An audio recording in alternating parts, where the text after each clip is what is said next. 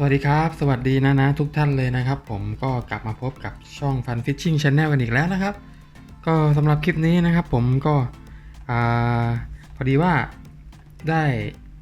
มีโอกาสไปตกปลาทริปล่าสุดไปทะเลนะครับเมื่อที่ผ่านมาล่าสุดเนี่ยก็ได้เอารอกนะครับรอกวูฟเนี่ยครับวูฟสไตรเกอร์นะครับก็ตัวนี้ที่ผมผ่าไปนะครับก็ตอนนั้นก็ต้องขออภัยด้วยนะครับที่ผมเรียกชื่อผิดนะครับจริงๆมันชื่อรอก วูฟสไตรเกอร์นะครับเป็นลอกเบสตรงหยดน้ำนะครับผมก็เอาไปตกนะครับตกทริปนั้นด้วยนะครับในระหว่างที่ลงทะเลเนี่ยผมก็ใช้งานมันไปสักพักหนึ่งนะครับลองระบบการทำงานลอกก็หมุนลื่นดีนะครับไม่มีปัญหาอะไรนะครับแล้วก็โดนน้ำเค็มมาค่อนข้างที่จะใช้ได้นะครับเพราะว่าผมปักไว้ท้ายเรือแล้วทีนี้เนี่ยมันก็เวลาเรือวิ่งเนี่ยคลื่นมันก็ซัดมานะครับก็โดนตัวรอกตัวอะไรนะครับก็ใช้งานไปจนจบทริปนะครับทีนี้ก็มาดูว่าผมเอามาผ่าแล้วนะครับผ่าเลยแล้วก็มาดูว่าตรงไหนมันขึ้นสนิมบ้างนะครับที่ผมเจอนะครับจุดที่ขึ้นสนิมเนี่ยคือตอนนั้นเนี่ยพอผมขึ้นฝั่งปุ๊บผมก็ล้างน้ำจืดไปพอประมาณนะครับก็สาดไปนะครับก็ล้างปกตินะครับแต่ก็ที่เจอมีคราบสนิมบ้างก็จะมีตรงนี้ครับเพจนะครับเพจปิดเพจปิดน็อตตรงยึดขาลอกเนี่ยตรงนี้ครับมันมีคราบนะครับคราบสนิมนะครับเพราะว่ามันปิดสนิทกันอย่างเงี้ยนะครับแล้วก็พวกน้ำเค็มเนี่ยมันก็ซึมเข้าไปนะครับซึมเข้าไป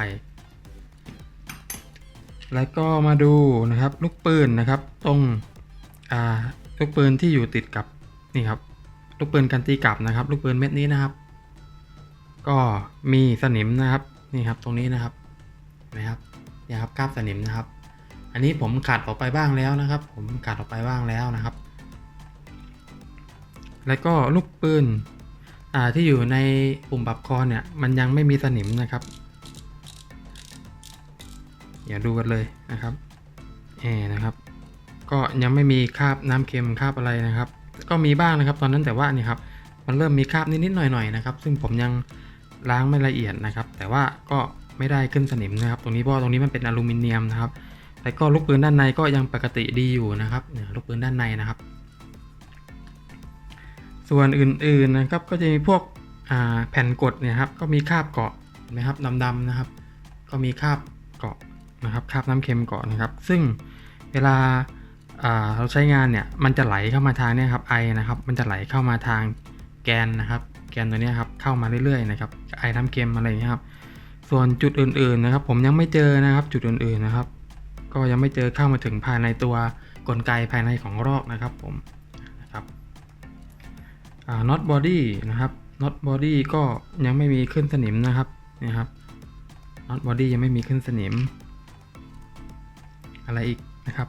นี่ครับแม่เหล็กก็ยังไม่มีคราบสนิมนะครับขึ้นนะครับไอน้ำเค็มอะไรเงี้ยครับลูกปืนก็ยังไม่มีนะครับตรงนี้นะครับผมเนี่ยครับส่วนของสปูลนะครับสปูลก็ยังไม่มีนะครับ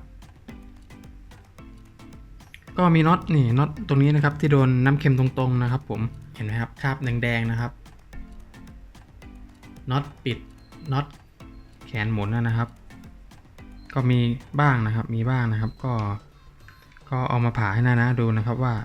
ถ้าจะเอาไปเล่นน้ำเค็มเนี่ยต้องแบบรีบล้างนะครับขึ้นฝั่งเสร็จอะไรเงี้ยครับหรือว่าใช้งานเสร็จเนี่ยต้องรีบล้างน้ำจืดก่อนเลยเป็นอันดับต้นๆนะครับอันดับแรกนะครับเพื่อที่จะชะล้างพวกคราบไอน้ำเค็มหรือว่าที่มันเกาะอยู่ตามตัวลอกเนี่ยออกก่อนนะครับแต่ถ้าให้แนะนำจริงก็หลักๆเนี่ยมันก็จะ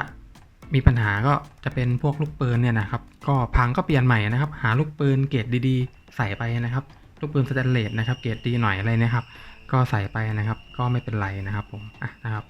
ก็เอามาหรือให้นะดูนะครับว่าที่ผมไปใช้งานมา1ทริปเนี่ยมันมีสนิมขึ้นตรงไหนบ้างอะไรเงี้ยนะครับแต่หลักๆเนี่ยถ้าให้แนะนำก็ใช้งานน้ำจืดดีกว่านะครับแต่ว่าถ้าเอาไปใช้งานน้ำเค็มหรือน้ำทะเลเนี่ยก็เอาไปใช้ในงานที่กลางๆลงมานะครับนะครับไปไล่จิกหรือว่าไปตกหมึกทิปรันอะไรเงี้ยวันนั้นผมไปตกหมึกทิปรันนะครับก็พอได้นะครับรอบ7นะครับ